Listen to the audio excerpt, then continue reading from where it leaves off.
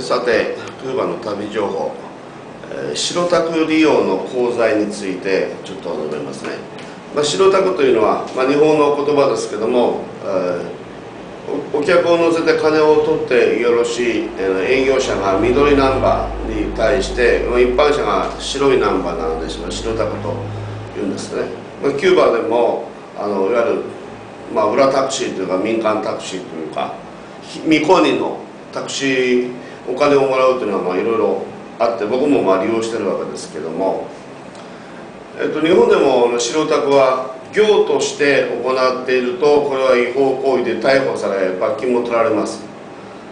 クーバの場合は業として反復して、常習的に出なくても違法ですのようですね。だから白タクで頼まれてやるときには非常に例えば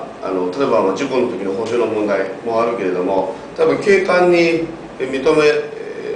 められたくないと、認められるとやばいので、例えばその白タクに外国人を乗せて写真撮ったりして、それが警官に目立つと止められて調べられて、処罰されたり罰金取られたり、ライセンスを取り上げられたり、いろんなことがありそうで、非常に警戒するわけです。ということは料金も大体正規のタクシーに準じて、こんだけくれということになるので、それを別にすごく安いわけじゃないんですね。そうすると観光客にとっては、例えば正規のタクシーであればどこに行こうが何を取ろうが大っぴらにできるわけですけども、白タクを頼んだ場合には、それはちょっとやめてくれとか、今カメラ出さないでくれとかいうふうになりますんで、いろんな行動の不自由も生じると。こっちもいろいろビクビクしとかないといけないという面もありますね。で、もう片へ行くに際して、これも後でちょっとこれも私もいろいろやって分かったことですけども、クーバの場合は各市を出る境界の手前ぐらい、市街地がちょっと終わったぐらいの幹線道路にチェックポイントがあるんですね。チェックポイントがあって、そこでタクシーとか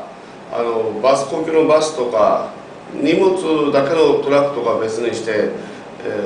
特に普通乗用車、一般の乗用車に人間を止めて、それを中をチェックする、ドライバー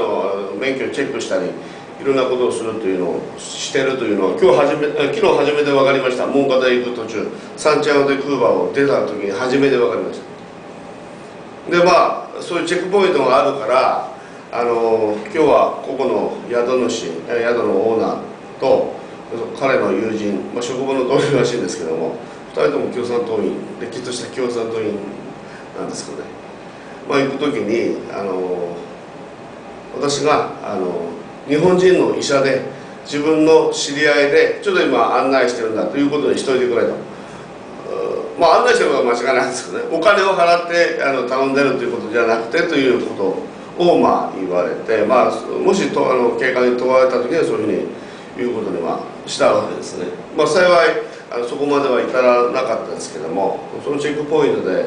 運転手君はもう5分ぐらい戻ってきませんでしたね。何やかんや言われてたみたいで、そういうこともあります。だからこのサンチアゴ・デ・クーバとかそこモンカダでもバイクはもう大っぴらに乗って外国人も乗ってますけど、バイクの場合はおめこぼしなんですかね。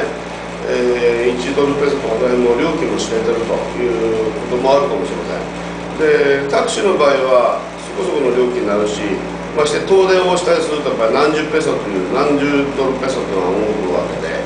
ここの人の平均月収に近づくそれを超えるというふうなことに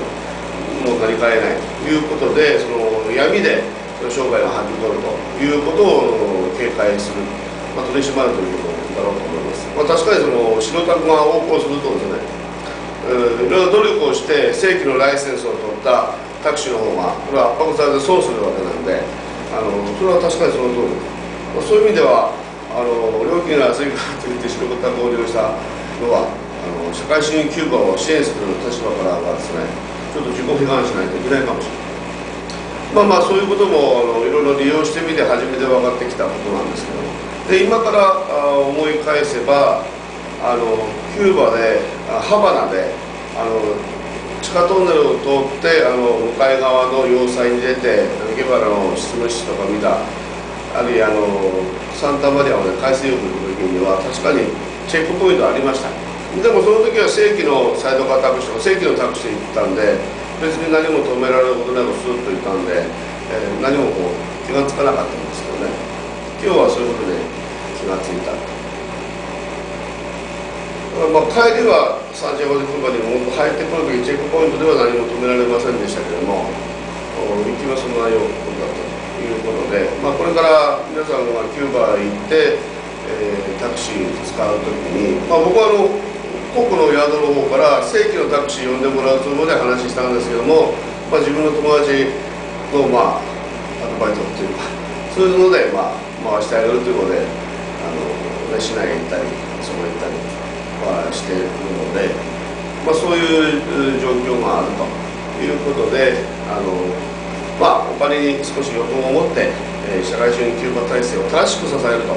いう意味で正規のタクシーを使う方を、その方が伸び伸びと観光できるしね、伸び伸びといろいろ観光できるし、そういうことをアドバイスさせていただきます。